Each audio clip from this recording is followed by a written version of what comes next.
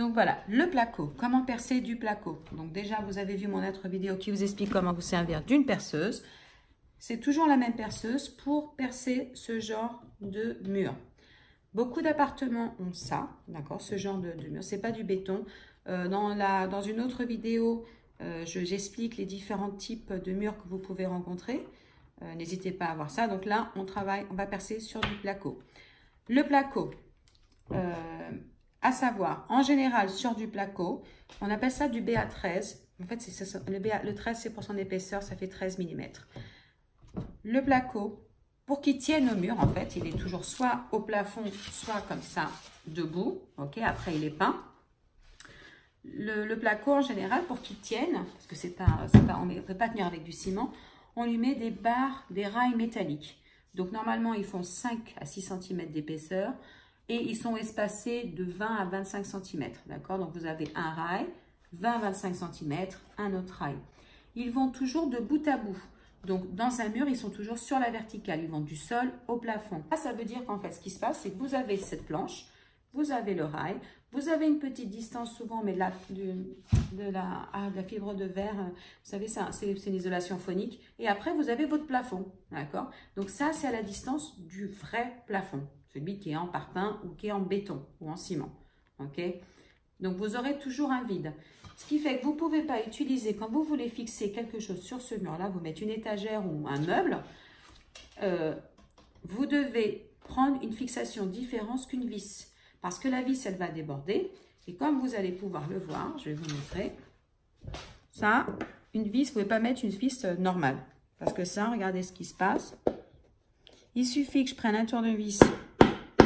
Regardez. Regardez. Avec la facilité avec laquelle je fais un trou, je l'abîme. Et si je forçais, je pourrais passer de l'autre côté. Ok. Donc ça, vous ne pouvez pas utiliser une vis normale. Il vous faut ce qu'on appelle des vis mollies. Ok. Des vis crampons, des vis mollies. Dès que vous achetez un emballage de chevilles crampons ou de chevilles mollies, ça vous dit quel diamètre il faut utiliser de cheville. Et ça vous dit également le poids. Combien chaque cheville peut supporter. Ok. Il y en a des jaunes, là, il n'y en a pas. Vous voyez, celle-ci, par exemple, elle est jaune. Ça, c'est pour des cadres. C'est suffisant. Pour un meuble, celle-là, je ne peux pas dire de bêtises. Il me semble que c'est au moins 70 kg. Je ne me rappelle plus. Ça, je pense que c'est du 20-25 kg par cheville. Et ça, c'est du 40-45 ou voire même plus. Hein. Bon, moi, je me sers, je vais vous dire très sincèrement, je suis fan de la molly. Parce que la molly, quel que soit le support, que vous ayez un placo qui ne vaille rien ou un placo de qualité, elle ne vous laissera pas tomber. Alors que ça, si jamais votre placo, il est pourri, eh ben, vous allez voir, le trou, il va s'agrandir. Vous allez avoir vos trucs et puis vous allez regarder. Puis, pendant que vous mettez votre vis, vous allez visser, vous allez voir que le trou, plutôt que de se rétracter, elle vous agrandit le trou. Et après, vous allez devoir aller chercher d'autres chevilles parce qu'après, vous ne pourrez pas utiliser le même trou parce que le trou s'élargit. Il faut prendre une mèche plus grande, faire un trou plus grand et aller vous chercher des mollys encore plus grandes. Donc, moi, très sincèrement, je suis fan de ça. J'ai jamais été déçue par ça. Le prix n'est pas le même, mais au moins, là, vous ne galérez pas, quoi. Donc, je vais percer avant que je ne puisse plus le faire à cause du bruit. Donc, voilà, j'ai mis ma mèche, j'ai tiré dessus, il n'y a plus rien. Je la branche et maintenant, je vais percer mon placo. Bon, je vais le faire avec la main gauche. Je m'assure que c'est bien du côté du perçage. Et je vais prendre mon placo et je le perce, ok? C'est ce que vous ferez. Moi, je le fais avec la main gauche. Ça va être parfait. Donc, et je perce. Ok. Bon, là, je suis avec la main gauche, c'est pas ça que j'aurais dû faire, ok? Avec la main gauche, c'est pas très facile. Donc, vous voyez mon trou ici. Ok. Donc, comme vous voyez, c'est super poreux. Donc, maintenant, si je devais prendre juste une vis normalement ici et que je la place, regardez ce qui va se passer. Elle ressort de l'autre côté et puis, en fait, j'ai zéro stabilité. Et puis, j'appuie avec du poids. Ça va complètement s'ouvrir, ok? Donc, c'est quand il nous faut la demoiselle. Donc, je visse, ok? Je laisse un petit écart entre la collerette et la tête de ma vis. Et la machine, en fait, avec cet appareil que vous achetez ensemble aussi, hein, vous pouvez acheter les vis. Vous allez comprendre, quand j'écarte, vous voyez, je vais placer, donc là, elle est sur la paroi, et je vais rentrer comme ça. D'accord? Ensuite, je vais appuyer en bas, ici. Regardez ce qui va se passer. En fait, ça va pousser la vis. Et en la poussant, ça va se rétracter. Ok, quand je vais... Là, je ne vais pas le faire là. Au pire, j'abîmerai. Ok. Donc, là, on va dire que je l'ai rentré. D'accord, j'ai fait mon trou. Je la rentre. Je mets ma petite machine bien à plat. Donc, il faut que la tête de la vis, elle rentre ici. D'accord, pas au milieu des deux. Non, juste là. Ok, avant, dans le grand trou. Ok. Je rentre dedans. Je suis bien à plat. Ça, il faut bien que ça soit contre le placo.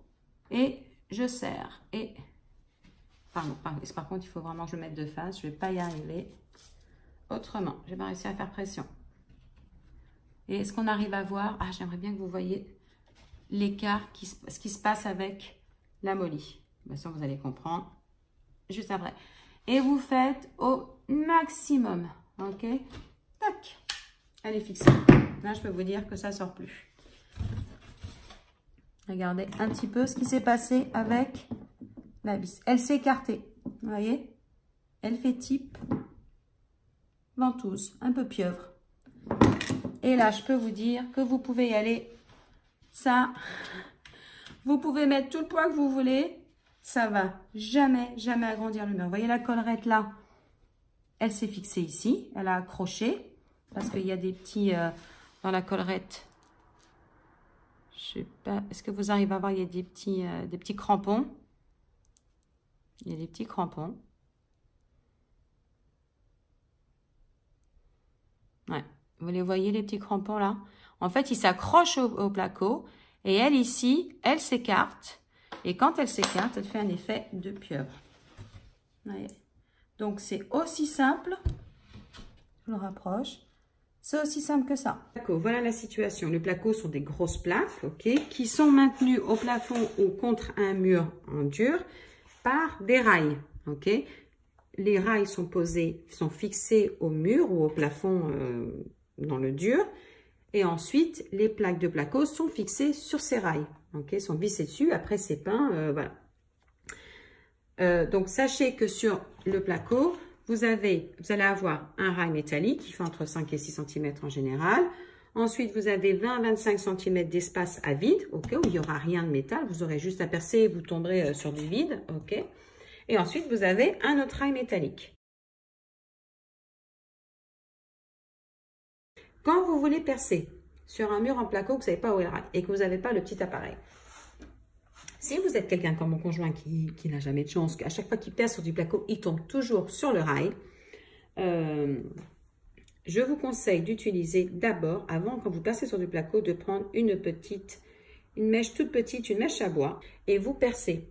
Okay, comme ça, vous aurez un mini trou. Et déjà, quand vous percez, vous verrez bien si, au bout d'un moment, vous voyez bien que vous êtes dans le vide, que vous ne percez plus rien, c'est vide derrière. Donc là, vous savez que vous n'êtes pas sur un rail métallique. Vous êtes tranquille, vous mettez votre chemise. Mais après, vous prenez la mèche qui est indiquée sur la molly. En général, sur les mollies, c'est du 8 ou du 10, voire du 5. Mais c'est marqué sur l'emballage. Tout est écrit dessus.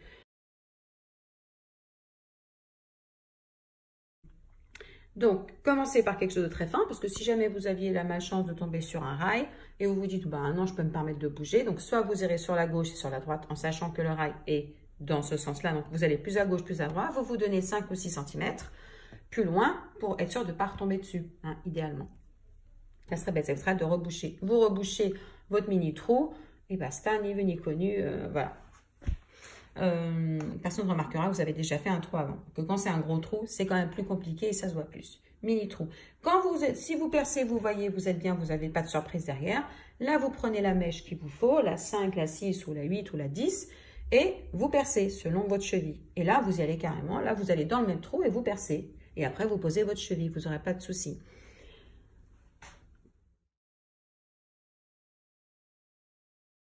Et c'est super. J'ai pas trouvé pour la cheville molly, j'ai trouvé pour les chevilles crampons, là les marrons, donc je vous avais montré. Ça revient à la même chose. Voilà, donc là, vous voyez, c'est marqué selon le support. Donc la cheville, je pense que c'est pour les emballages marrons parce que c'est ce qu'il achète le plus. Donc vous voyez, sur du béton, brique pleine ou de la pierre, une cheville, donc une cheville marron, vous pouvez tenir jusqu'à 80 kg. Il y a une petite étoile, elle doit faire référence, il faut voir. Mais bon, donc 80, vous comptez 60, ok, par cheville. Ici, sur du parpaing de la brique creuse, donc sur une matière creuse, la même cheville ne pourra tenir que par cheville 40 kg. Ensuite, sur du plaque de plâtre, c'est 30 kg. Et du béton cellulaire, c'est 35 kg. La même cheville. Donc, la même cheville marron, selon le support, va maintenir un poids différent. Ok. Et comme vous pouvez voir ici, il y a marqué 0,8. Donc, je sais que c'est pour une mèche de 0,8. D'accord, qu'il faut que j'ai pour ma perceuse. Une mèche à bois, 0,8, parce qu'on sait que pour le placo, comme pour le bois, les mèches à bois, c'est très bien. Ça vous dira pour la moulie, ça vous dira l'épaisseur de votre placo. Si vous avez un doute, en général, c'est quasiment toujours du BA13, ok? Si jamais vous avez un doute, écoutez, c'est très simple. Vous percez, et quand vous aurez percé, vous verrez, il y aura, comme c'est une matière poreuse, ça sera blanc. Votre mèche que vous aurez utilisée, elle sera blanche sur le bout. Et en fait, sa blancheur, vous mesurez plus ou moins sa blancheur. Et la partie blanche, vous la mesurez, vous verrez qu'en général, c'est du 13. Mais c'est inscrit sur les molis, c'est écrit. Pour les épaisseurs, vous avez différentes épaisseurs de placo. En général, c'est ça, c'est du BA13. Mais si ça en était une autre, eh ben, vous prenez la molie qui est appropriée. D'accord ?